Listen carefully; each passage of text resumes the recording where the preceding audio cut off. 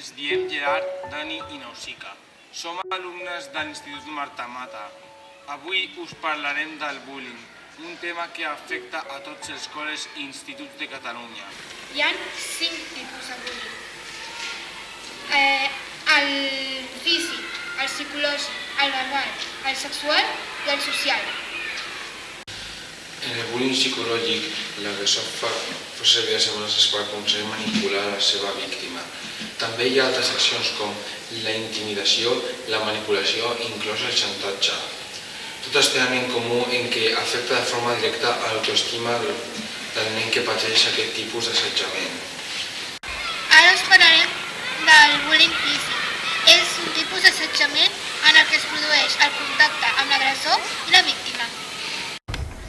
El bullying verbal són agressions de tipus verbal, on l'agressió i el seu general s'utilitza la paraula. Alguns exemples són motes i sobrenoms. El bullying o assetjament escolar no sempre va acompanyat d'agressions verbals o violència física. També existeix una manera dolenta, que és l'exclusió social. Ara us parlarem de famosos que han patit bullying. Comencem per raper Eminem. El raper Eminem va patir un dels casos més extrems del bullying.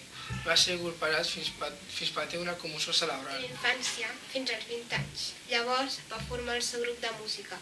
Victòria es va convertir en objecte i burles i insults als companys.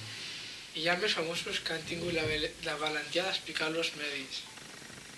Siento que quiero escapar, estoy frustrado y tiene la culpa el que se abusa y el que mira hacia otro lado. Muchas gracias por alimentar con bronca y desamor este cuerpo de adolescente lleno de rencor. Si quieres hacer algo, exténdeme tu mano, escucha mi grito y ponete en la piel de este ser humano. Necesito que sientas como siento y entérate que si vos no haces nada también sos parte. Digas no